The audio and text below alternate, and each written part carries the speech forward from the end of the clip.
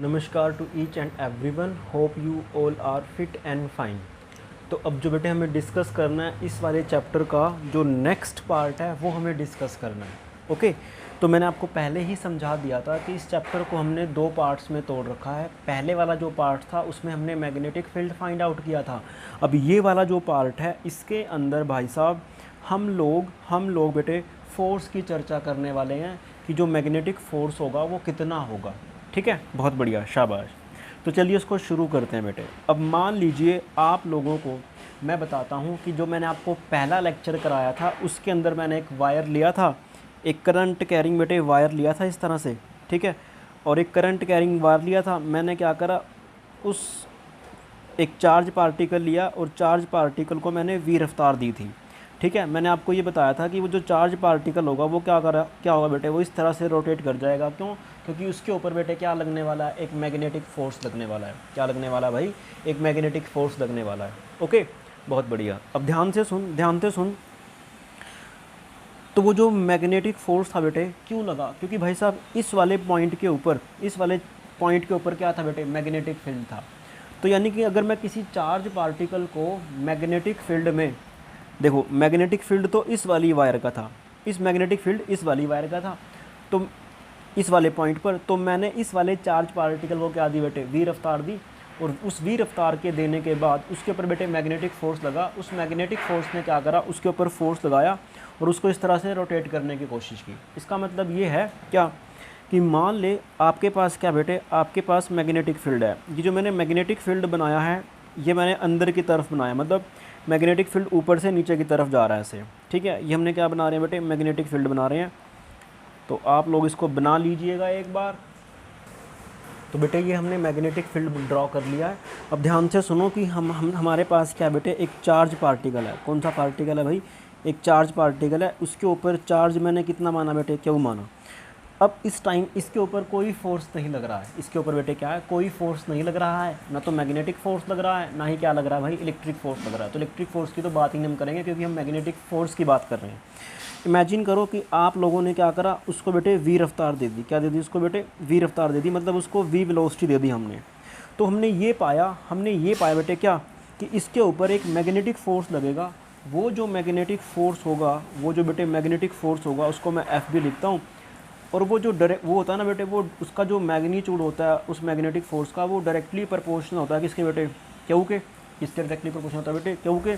वो directly proportional होता है मैग्नेटिक फील्ड के। मतलब जिस एक्सटर्नल मैग्नेटिक फील्ड में आपने क्या करा है, इस चार्ज पार्टिकल को वी रफ्तार दी है। ठीक है, तो ये जो बी मैं लिख रहा हूँ ये आपका एक्सटर्नल मैग्नेटिक फील्ड है। ध्यान रखना इस चीज़ का भाई, एक्सटर्नल मैग्नेटिक फील्ड है ये। ओके, बहुत बढ़िया। ये डायरेक्टली प्रोपोर्शनल होता है बेटे किसके, ये होता है वी साइन थीटा के। किसके बेटे, वी साइन थीटा के। अब ये जो थीटा मैंने बनाया है ये किस किस के बीच में एंगल है बेटे, ये आपका एंगल है velocity of the charge particle and the magnetic field के बीच में। किसके इसके बीच में बेटे, velocity of the charge particle and magnetic field के बीच में। तो जब हम इस सभी को ज्वाइन करने की कोशिश करेंगे तो आप लोग लिखने वाले हो एफ बी का जो मैग्नीट्यूड आएगा, आप डायरेक्टली प्रोपोर्शनल का साइन हटाओगे तो डेफिनेटली वहाँ पे के की वैल्यू 1 आ जाएगी। आप उसको लिख लेना। तो यहाँ पर आएगा क्यू वी इंटू में sine of theta, Q V into में साइन ऑफ थीटा। अब इसको अगर, ये तो हमने मैग्नीट्यूड लिख दिया भाई, तो मैग्नीट्यूड लिख दिया। इसका जो अगर मुझे वेक्टर फॉर्म में लिखना तो उसको मैं लिख सकता हूँ कितना बेटे, Q into V cross B, Q into V cross B. ऐसा मैंने क्यों करा अभी आपको मैं समझाने की कोशिश करता हूँ। ध्यान से सुनो, जब हम किसी चार्ज पार्टिकल को मैग्नेटिक फील्ड में वी रफ्तार देते हैं तो उस वी रफ्तार देने की वजह से उस चार्ज पार्टिकल के ऊपर बेटे मैग्नेटिक फोर्स लगता है।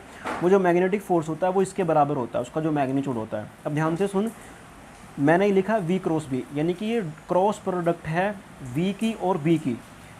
वी क्या बेटे, वेलोसिटी वेक्टर, बी क्या है, मैग्नेटिक फील्ड। यानी कि जो आपके पास मैग्नेटिक फोर्स लगेगा ना, वो मैग्नेटिक फोर्स वी और बी के प्लेन के परपेंडिकुलर लगने वाला है। किसके परपेंडिकुलर लगने वाला है बेटे, वी और बी के प्लेन के परपेंडिकुलर लगने वाला है। इस बात की चर्चा हमने फर्स्ट लेक्चर में भी की थी कि क्रॉस प्रोडक्ट क्या होता है और किस तरह से आप उसका डायरेक्शन आसानी से निकाल सकते हो। होप आपको की चीज़ अच्छे से समझ में आ रही होगी। ठीक है, अब ध्यान से देखो बेटे, ध्यान से देखो क्या कि वी क्रॉस बी। ओके, अब देखो इस वाले पॉइंट पर अगर मैं देखने की कोशिश करता हूँ, ये जो थीटा एंगल है बेटे वो किसके बीच में है भाई, मैग्नेटिक फील्ड के बीच में है और किसके बीच में है भाई, मैग्नेटिक फील्ड के बीच में है और वेलोसिटी वेक्टर के बीच में है। तो ध्यान से सुन मेरी बात, क्या इस टाइम जो मैग्नेटिक फील्ड है यहाँ पर वो अंदर की तरफ है, किस तरफ है भाई, अंदर की तरफ है। तो वेलोसिटी वेक्टर हो गया आपके पास ऐसे, मैग्नेटिक जो वेक्टर होगा वो होगा आपके पास ऐसे, ओके। तो जो आपका वेलोसिटी वेक्टर बेटे वो हो गया ऐसे, जो मैग्नेटिक फोर्स है वो होगा बेटे ऐसे, उसका प्लेन आया ये वाला।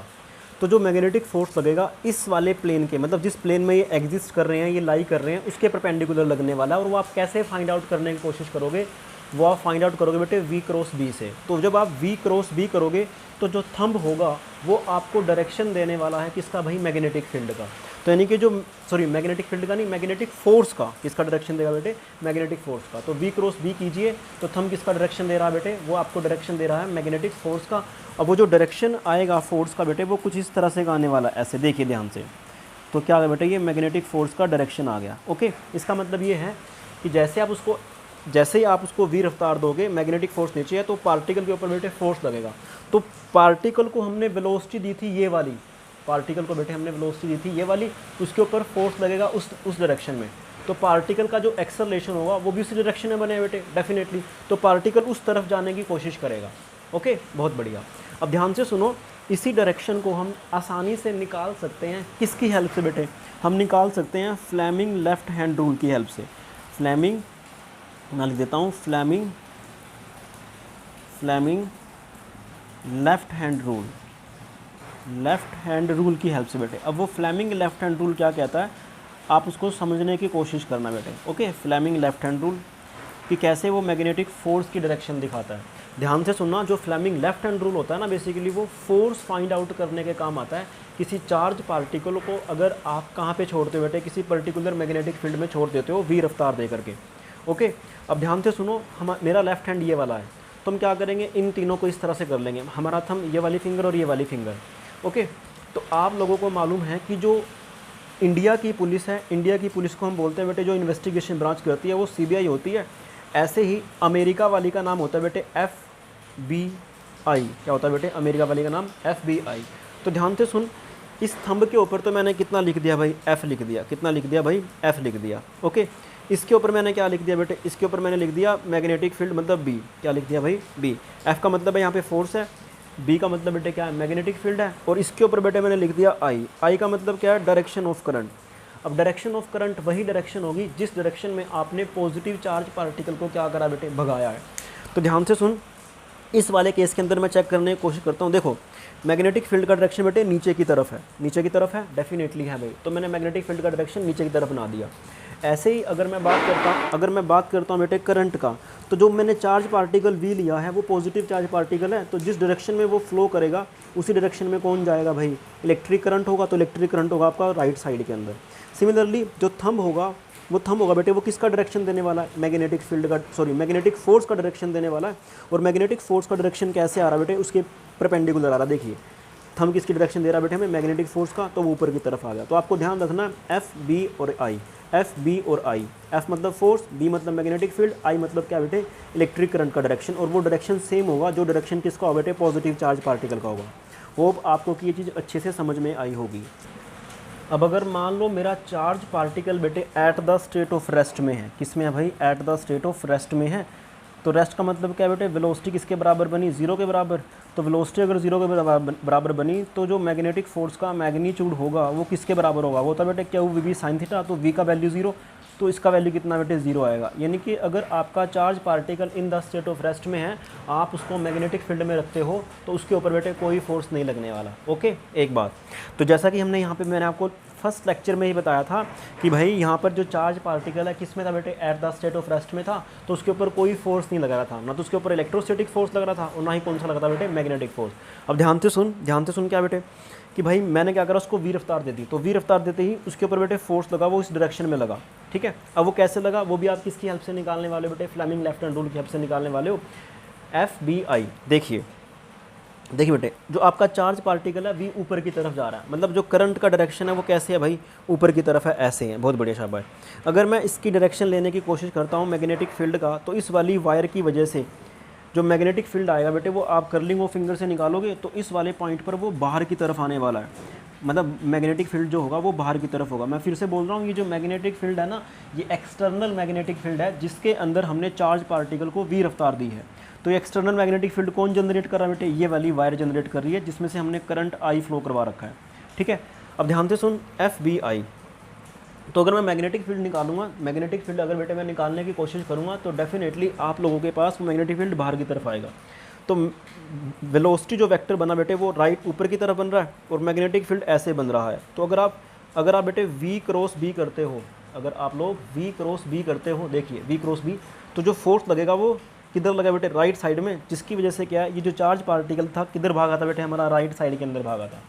ठीक है, जो कि मैंने आपको प्रूव करके दिखा दिया है। अब दूसरी बात क्या है बेटे कि अगर मान लो बेटे, अब और किस केस में जो फोर्स होगा वो ज़ीरो होने वाला है। अगर मेरे पास वेलोसिटी वेक्टर जो होगा चार्ज पार्टिकल का और जो मैग्नेटिक फील्ड होगा बेटे एक्सटर्नल मैग्नेटिक फील्ड, दोनों की डायरेक्शन क्या है? सेम है।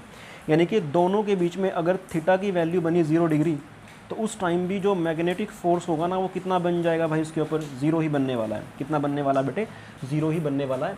तो मैग्नेटिक फोर्स उस वाले केस में कितना बन जाएगा भाई? 0 बन जाएगा। होप आपको कि ये चीज़ अच्छे से समझ में आई होगी। क्यों?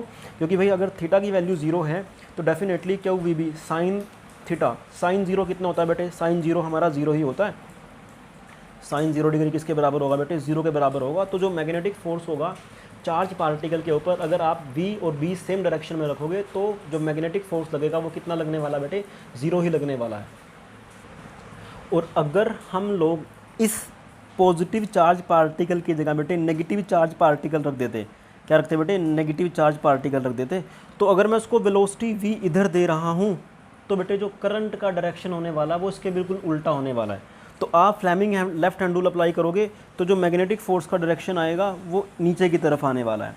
वो आप ये चीज़ अच्छे से समझ सकते हो और वैसे भी ये अंडरस्टूड है ये वाली चीज़। तो चलिए बेटा अब आगे बढ़ते हैं। जो नेक्स्ट टॉपिक है हमारा वो क्या बेटे कि हमें चेक करना है कि motion of charge particle inside the magnetic field, यानी कि अगर हम चार्ज पार्टिकल को मैग्नेटिक फील्ड में रखते हैं तो उसका जो मोशन होगा वो किस टाइप होगा? वो स्ट्रेट लाइन होगा, वो सर्कुलर होगा, वो पैराबोलिक होगा? इस तरह से बेटे हमें चर्चा करनी है।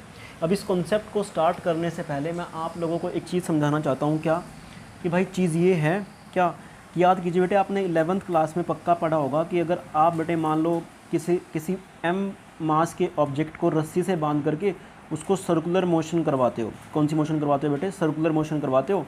ठीक है, मान लो आपने पत्थर से उसको बांध दिया और उसको आप सर्कुलर मोशन करवा रहे हो और वो इस प्लेन के अंदर आ रही है। ठीक है, उसका जो वेलोसिटी होता है डेफिनेटली बेटे वो कैसा होता है? टेंजेंट टू द पाथ होता है। जो वेलोसिटी वेक्टर होता है वो कैसा होता है बेटे? टेंजेंट टू द पाथ होता है। ठीक है, सपोज कर कि ये कौन सी मोशन है भाई? यूनिफॉर्म सर्कुलर मोशन है, यानी कि इसका जो मैग्नीट्यूड है ना वो कभी भी नहीं बदल रहा है। वेलोसिटी का जो मैग्नीट्यूड है वो नहीं बदल रहा है, हालांकि हर पॉइंट पे इसका जो डायरेक्शन है वो बदल रहा है, यानी कि बेटे वेलोसिटी चेंज हो रही है। अब अगर वेलोसिटी चेंज हो रही है तो उस वेलोसिटी चेंज होने की वजह से इसके पास एक्सेलरेशन होगी और वो एक्सेलरेशन इस m मास ऑब्जेक्ट के ऊपर किस तरफ लगने वाली है बेटे? वो लगने वाली है उसके सेंटर की तरफ। और उसको हमने क्या बोला था बेटे? सेंट्रीपिटल एक्सेलरेशन बोला था।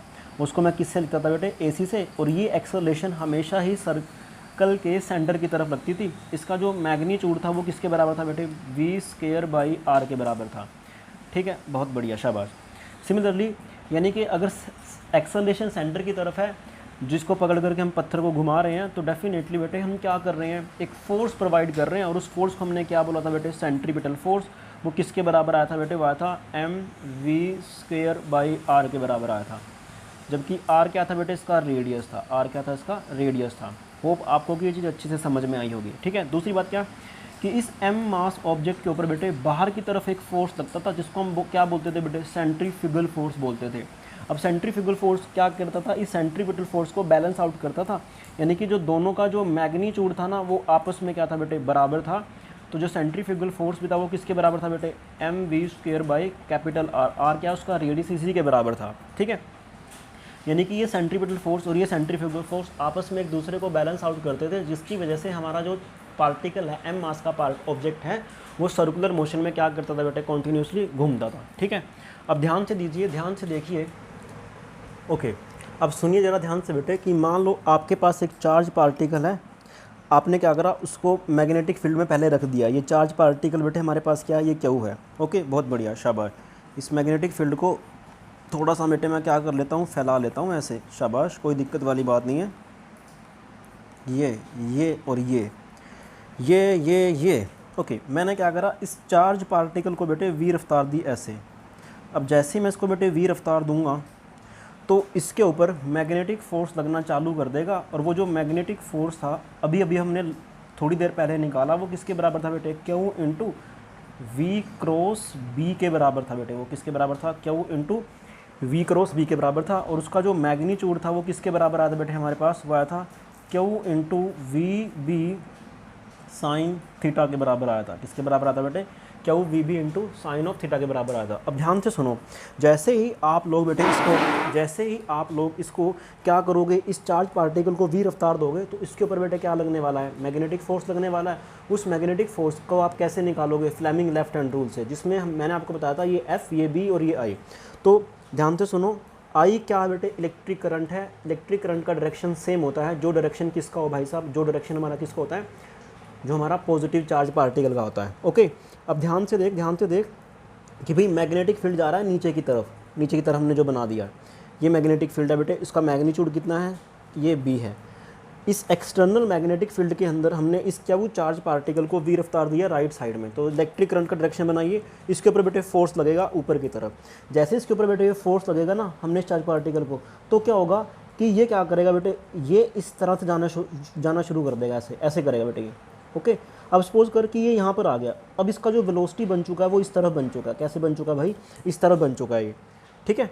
अब देखो, अब वेलोसिटी बना उसका उस तरफ, वेलोसिटी बना बेटे उसका उस तरफ, मैग्नेटिक फील्ड नीचे की तरफ है, इलेक्ट्रिक करंट ऊपर की तरफ है, मतलब चार्ज पार्टिकल का वेलोसिटी बेटे जो, ठीक है। अब जो फोर्स लग रहा है उसका किस तरफ लग रहा है बेटे, लेफ्ट साइड के अंदर लग रहा है। तो इसकी वजह से ये जो चार्ज पार्टिकल होगा वो वापिस से इस तरह आएगा, ऐसे मतलब इस तरह जाने की कोशिश करेगा, क्योंकि जो फोर्स लग रहा है वो किधर लग रहा है बेटे, लेफ्ट साइड में लग रहा है, मतलब ऐसे लगने की कोशिश कर रहा है। ठीक है जी, बहुत बढ़िया, शाबाश। अब जैसे ही इसके ऊपर यहाँ पे फोर्स लगेगा तो इसकी वेलोसिटी इस तरफ होगी। जैसे इसकी वेलोसिटी इस तरफ होगी तो ध्यान से दे बेटे, ध्यान से देख क्या कि भाई इसके ऊपर जो फोर्स लगेगा वो किधर लगना शुरू कर दे बेटे, नीचे की तरफ लगना शुरू कर देगा। कैसे, नीचे की तरफ। कैसे बेटे, बी तेरा नीचे की तरफ है, इलेक्ट्रिक करंट तेरा देखो ये वाली चीज़ है वो इस तरफ है बेटे। अगर वो इस तरफ है तो ध्यान से सुन, जो फोर्स लग रहा है वो किधर लग रहा है बेटे, नीचे की तरफ। अब उसकी वजह से क्या होगा बेटे, ये जो पार्टिकल होगा वो इस तरह से रोटेट कर जाएगा, ऐसे। अब वो यहाँ पर आ गया ऐसे। जैसे ही वो यहाँ पर आएगा तो वेलोसिटी बना उसका बेटे इस तरह से, ठीक है, बहुत बढ़िया। ये क्या उसका इस टाइम यहाँ पे वेलोसिटी था वी, यहाँ पे क्या था बेटे, वेलोसिटी था वी।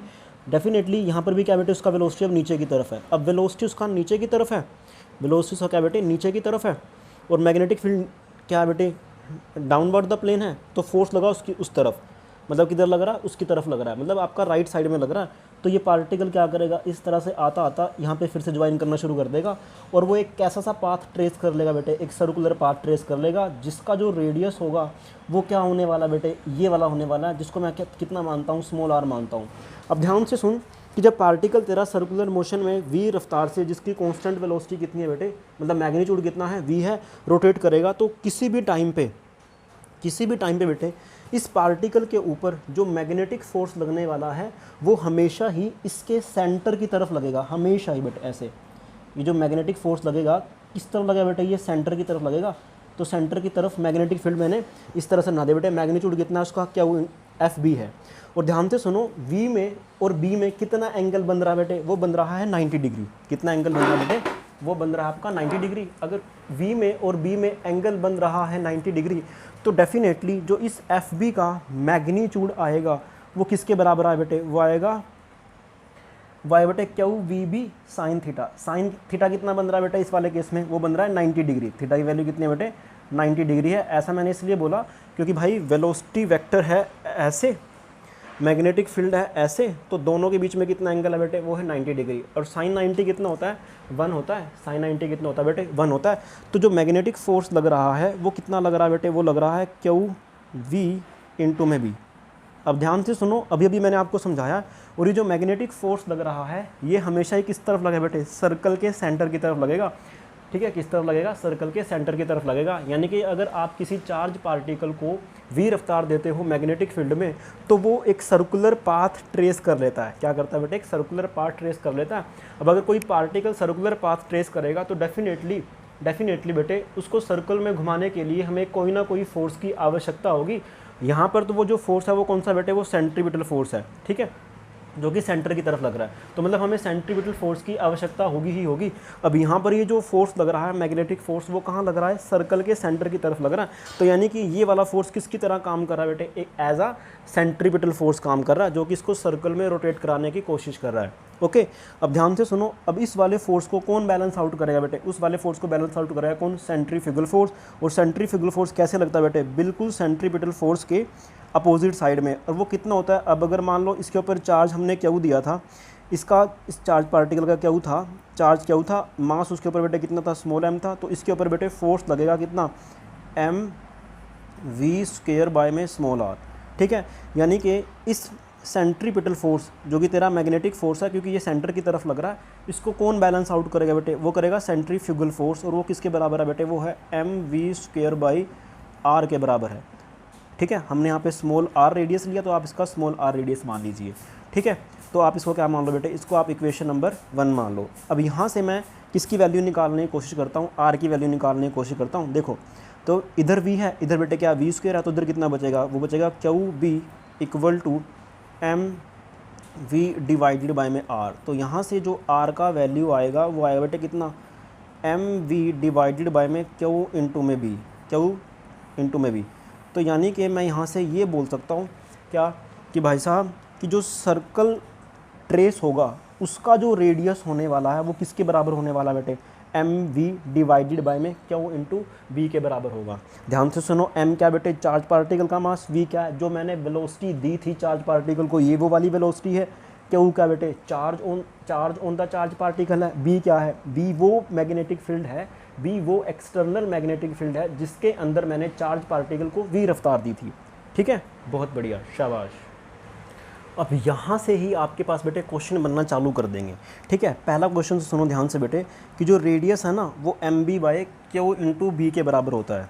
इन सब के बारे में आपको बता चुका हूँ। तो पहला क्वेश्चन सुनो बेटे, क्या बन जाएगा, अरे सीधी सी बात है, आपको बोल देगा कि भाई उसने क्या करा, एक तो ले लिया इलेक्ट्रॉन, क्या ले लिया भाई, इलेक्ट्रॉन। एक ले लिया उसने क्या बेटे, प्रोटॉन, क्या ले लिया भाई, प्रोटॉन। और एक उसने ले लिया बेटे अल्फ़ा पार्टिकल। अल्फ़ा पार्टिकल का मतलब क्या है, He2 पॉजिटिव है, क्या है, He2 पॉजिटिव है। तो आपको बोलता है वो क्या, कि भाई बताइए अगर मैं इन तीनों को सेम वेलोसिटी से सेम मैग्नेटिक फील्ड में छोड़ देता हूँ, सेम वेलोसिटी से सेम मैग्नेटिक फील्ड में छोड़ देता हूँ, तो किसका जो रेडियस होगा वो बड़ा बनने वाला है। आपको बेटे कमेंट सेक्शन में इसका आंसर बताना है कि सर हमारा आंसर ये आएगा। ठीक है, तो क्वेश्चन नंबर बेटे क्या हुआ, ये हमारे पास यहाँ पर 1 हुआ, यहाँ पर इस वाले टॉपिक से रिलेटेड। ओके, बहुत बढ़िया, शाबाश। आगे बढ़ते हैं बेटे।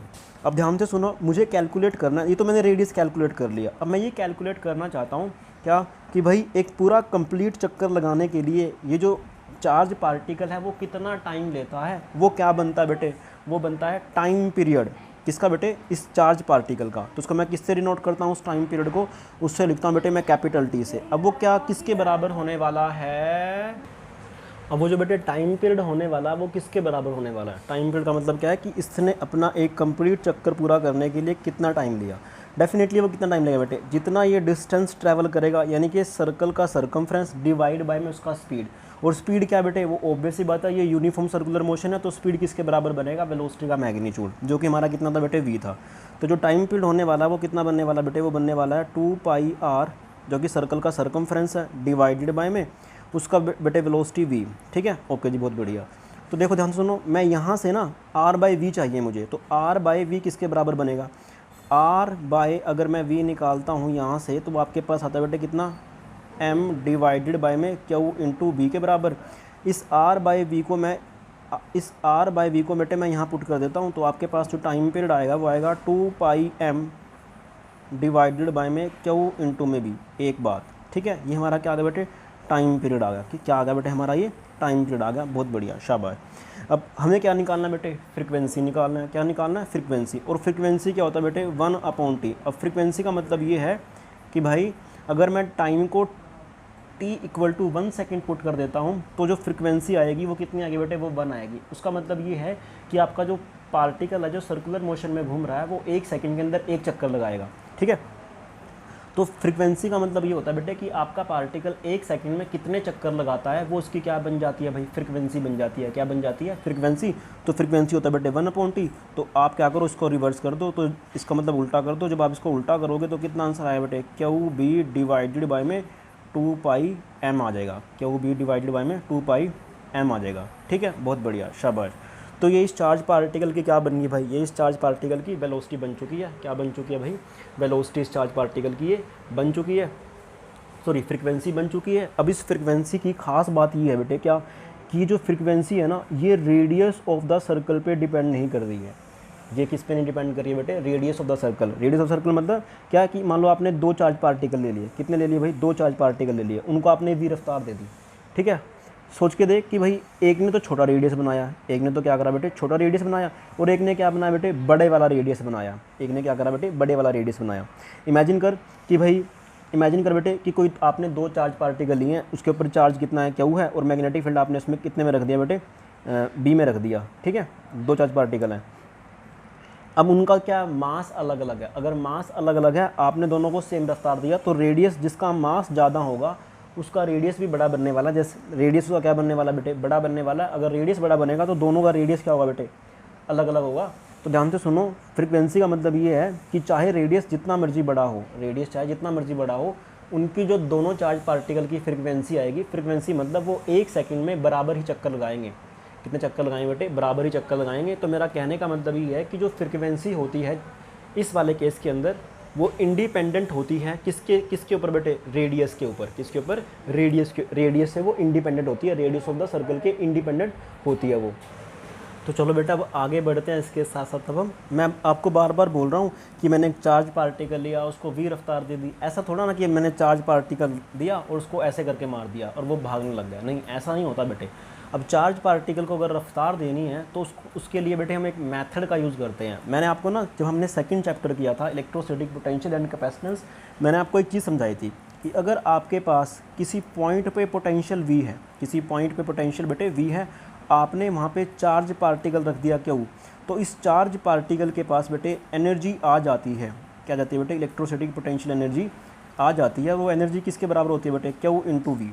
Q इंटू वी, यानी कि जब इस चार्ज पार्टिकल के पास बेटे एनर्जी आ जाएगी कितनी बेटे, Q इंटू वी। वी क्या बेटे, इलेक्ट्रिक पोटेंशियल है इस वाले पॉइंट पर।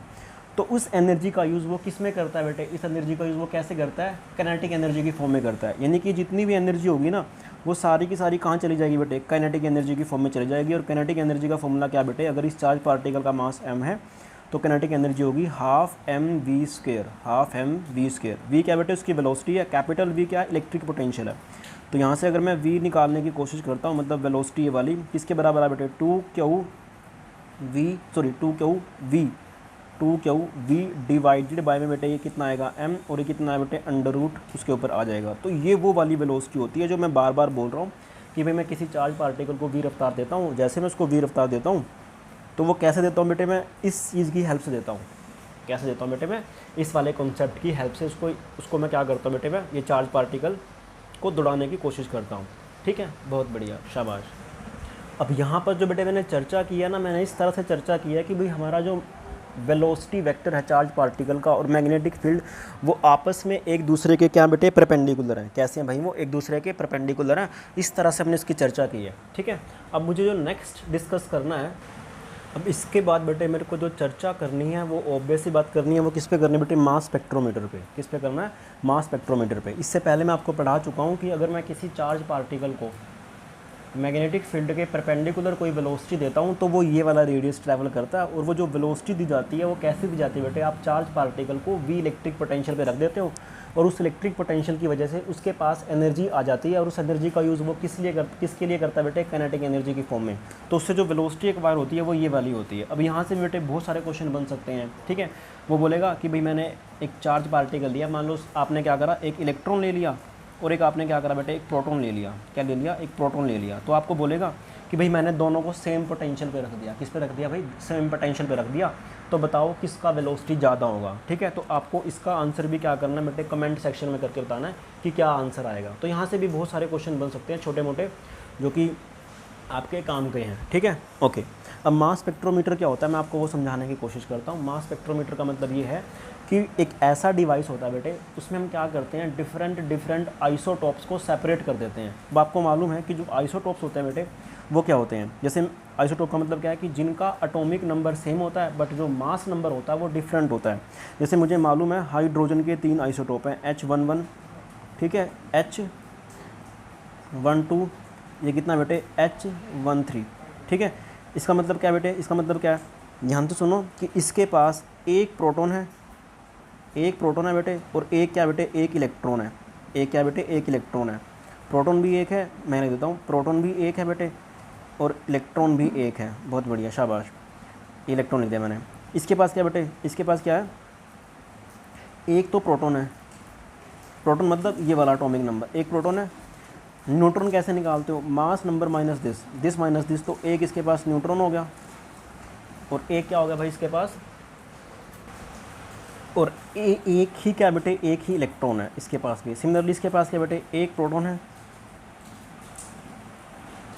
एक ही इलेक्ट्रॉन है, और दिस माइनस दिस करोगे तो 2 न्यूट्रॉन आ गए इसके ऊपर। क्या आ गए भाई, 2 न्यूट्रॉन आ गए, ठीक है, जिसको मैंने कैपिटल एन से लिखा, कोई दिक्कत वाली बात नहीं। अब हम क्या करते हैं, इनके इलेक्ट्रॉन रिमूव कर देते हैं। जैसे इसके ऊपर मैं इलेक्ट्रॉन रिमूव करता हूँ तो इसके ऊपर बेटे क्या आएगा, पॉजिटिव चार्ज आएगा, इसके ऊपर भी पॉजिटिव आएगा, इसके ऊपर बेटे क्या आएगा, पॉजिटिव चार्ज आएगा। ध्यान से देखो, इनके ऊपर जो चार्ज आ रहा है वो क्या आ रहा है बेटे, सेम आ रहा है। कितना बेटे, क्यू चार्ज है मान लो इसके ऊपर, ठीक है, बहुत बढ़िया। हम क्या करते हैं बेटे, हम क्या करते हैं, एक मैग्नेटिक फील्ड लेते हैं यहाँ पर ऐसे। जैसे हम मैग्नेटिक फील्ड लेंगे तो डेफिनेटली, अब ऐसा तो है नहीं कि भाई आइसोटॉप्स को हम छान करके मेज़र कर लेते हैं, अभी हाँ ये छान लिए, इसका मास ये, इसका मास ये, तो वो पॉसिबल ही नहीं है हमारे लिए। कैसे करते हैं बेटे, उसको करते हैं मास स्पेक्ट्रोमीटर की हेल्प से। मैं क्या करूँगा, इन तीनों आइसोटॉप्स को यहाँ से एंट्री कराऊँगा मैग्नेटिक फील्ड में। कैसे बेटे, हम बहुत सारे आइसोटॉप्स देते हैं ना हमारे पास, तो बहुत सारे होते हैं, हम सबको फेंक देते हैं। किससे बेटे, सेम वेलोसिटी से। कैसे, सेम वेलोसिटी से, जिनकी वेलोसिटी क्या होती है बेटे, सेम होती है, ठीक है। और मैग्नेटिक फील्ड भी क्या बेटे, सेम ही है। मैग्नेटिक फील्ड क्या बेटे, सेम है। चार्ज भी क्या बेटे, सबके ऊपर सेम है, ठीक है।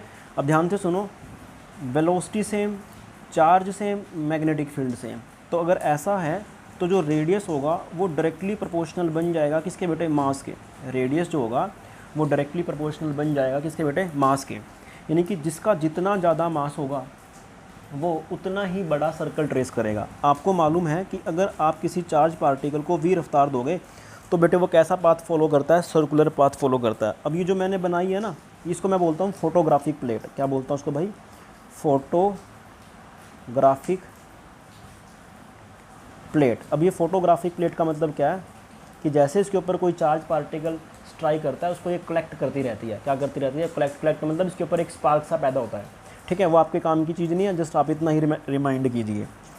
जब हम इन तीनों को सेम वेलोसिटी से एंटर कराएंगे तो ध्यान से सुनो बेटे, इसके ऊपर फोर्स लगेगा। फोर्स लगते ही वो क्या करने की कोशिश करेगा बेटे, सर्कुलर पाथ ट्रेस करेगा ऐसे, ठीक है। सपोज कर, अब जो मास होगा, जितना ज़्यादा मास होगा उतना ही बड़ा क्या बनने वाला बेटे, रेडियस बनने वाला है। तो सपोज कर पहले वाले ने जो रेडियस ट्रेस करा वो r1 करा, दूसरे वाले ने कितना कर दिया भाई, r2 कर दिया, तो उसका सर्कल ये वाला बनेगा। तीसरे वाले ने कितना करा बेटे, r3 कर दिया। तो मेरा यहाँ से लेकर के यहाँ तक क्या है भाई, ये है r1, यहाँ से लेकर के यहाँ तक, सॉरी यहाँ से लेकर के, मतलब ये जो सर्कल बन रहा है इसका जो रेडियस आएगा वो कितना है बेटे, r2। और इसका जो रेडियस आने वाला है इस वाले का, इसका जो रेडियस आने वाला कहीं ना कहीं यहाँ पर आएगा, वो कितना है बेटे, r3। डेफिनेटली जो r3 होगा वो ग्रेटर होगा, r2 से ग्रेटर होगा बेटे किससे, r1 से। ध्यान से सुन, जितना ज़्यादा मास होगा उतना ही ज़्यादा क्या होने वाला बेटे, रेडियस ट्रेस होने वाला है।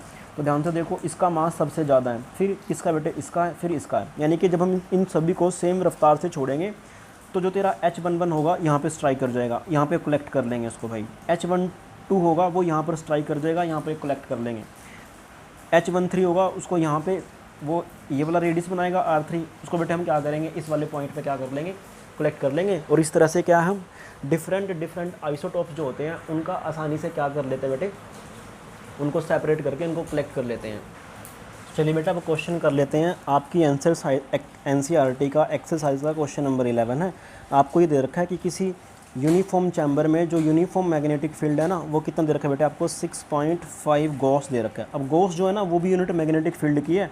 आप ऐसा मान के चलो कि जो 1 गॉस होता है वो 10⁻⁻⁴ टेस्ला के बराबर होता है। कितना होता है बेटे, 10⁻⁻⁴ टेस्ला के बराबर होता है, ठीक है। हमने क्या करा, कि किसी इलेक्ट्रॉन को रफ्तार दे दी बेटे v, कितनी दे दी, इलेक्ट्रॉन को रफ्तार दे दी v, तो हमने बेटे इसको रफ्तार दे दी है कितनी 4.6 इंटू 10⁻6 मीटर पर सेकंड दे दिया। और ये जो रफ्तार दिया ना हमने, ये मैग्नेटिक फील्ड के परपेंडिकुलर दे दिया बेटे, किसकी दे दिया, मैग्नेटिक फील्ड के परपेंडिकुलर दे दिया है। ठीक है, बहुत बढ़िया, शाबाश। अब आपको क्या बताना बेटे, आपको बताना है कि जो हमने इलेक्ट्रॉन को रफ्तार दी है, इलेक्ट्रॉन को रफ्तार दिया बेटे, उस इलेक्ट्रॉन का जो मास है ऑब्वियस सी बात है कितना भाई, वो है 9.1 इंटू 10⁻31 और डेफिनेटली 10⁻31 बेटे। दूसरा जो चार्ज होता है इलेक्ट्रॉन के ऊपर कितना होता है बेटे, वो होता है 1.6 इंटू 10⁻19 कूलम, ये किलोग्राम है भाई। ठीक है, आपको पहला क्वेश्चन देता है वो कि उसका रेडियस बताना है, तो रेडियस के लिए आप क्या फॉर्मूला यूज़ करोगे, mv/qb। m कितना भाई उसका, ये वाला रहा। ठीक है, 9.1 इंटू 10⁻31।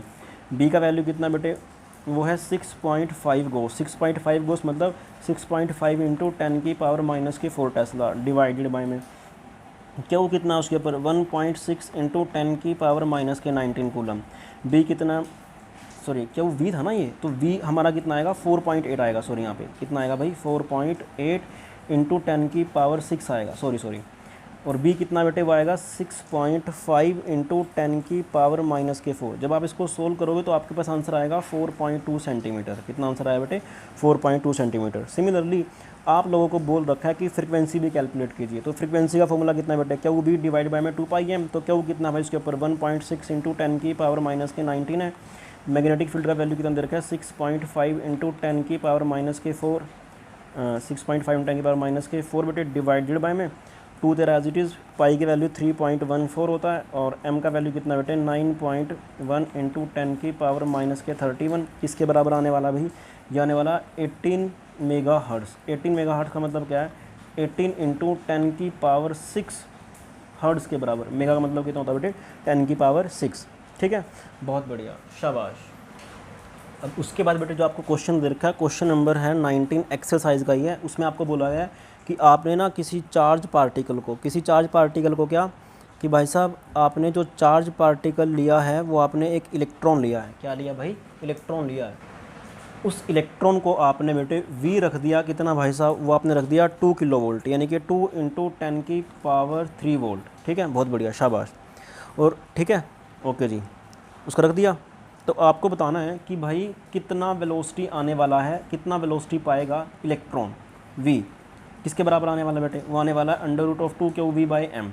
तो √2 आप एज इट इज़ आ गया, क्यू कितना होता है बेटे इलेक्ट्रॉन के ऊपर 1.6 इंटू 10⁻⁻19 डिवाइडेड बाय में v कितना दिया हमने, ये वाले टर्म, तो 2 इंटू 10⁻3 डिवाइडेड बाय में m का वैल्यू कितना बेटे इलेक्ट्रॉन के लिए 9.1 इंटू 10⁻31। इसको जब अपन सोल्व करेंगे तो आंसर आएगा 2.65 इंटू 10⁻7 मीटर पर सेकेंड। कितना आंसर आएगा 2.65 इंटू 10⁻7 मीटर पर सेकेंड इसका आंसर आएगा। ठीक है, बहुत बढ़िया।